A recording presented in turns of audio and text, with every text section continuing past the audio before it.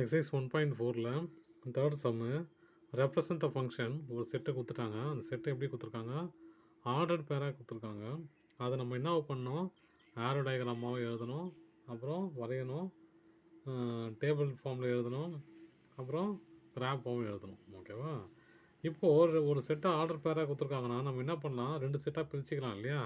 எப்படி, முதல்ல இருக்கிற நம்பர் எல்லாமே என்னவா பண்ணிக்கலாம், செட்டு ஏல போட்டுக்கிட்டேன். இங்கே 1 2 3 4 5 முதல்ல இருக்கிற நம்பரில் ஆர்டர் பேரில் ஃபஸ்ட்டு பேரில் இருக்கிறது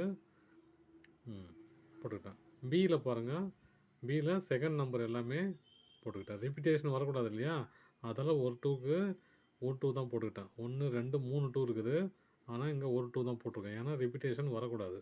ஓகேவா? இப்போ இந்த ஆரோ டயக்ராம் வரைய போகிறேன். இதில் 1 2 3 4 5, இங்கே என்ன இருக்குது, 2 3 4.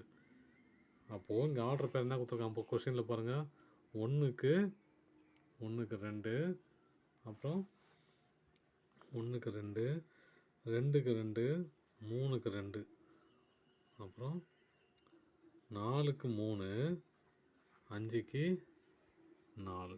ஓகேங்களா? இப்போது அடுத்து டேபிள் ஃபார்ம். டேபிள் ஃபார்ம் என்னது, அதே தான் எழுத போகிறேன். என்னது, 1க்கு 2, 2க்கு 2, 3க்கு 2, 4க்கு 3, 5க்கு 4. ஒரு இன்புட்டுக்கு என்ன அவுட்புட்டு கிடச்சதுன்னு. இப்போ அதே கிராஃபில் எப்படி எழுதலாம், கிராஃபில்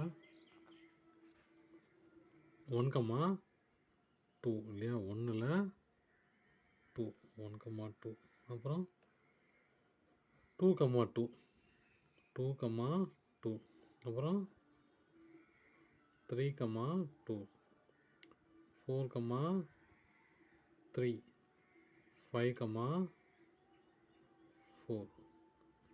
அவ்வளோதான் சார்.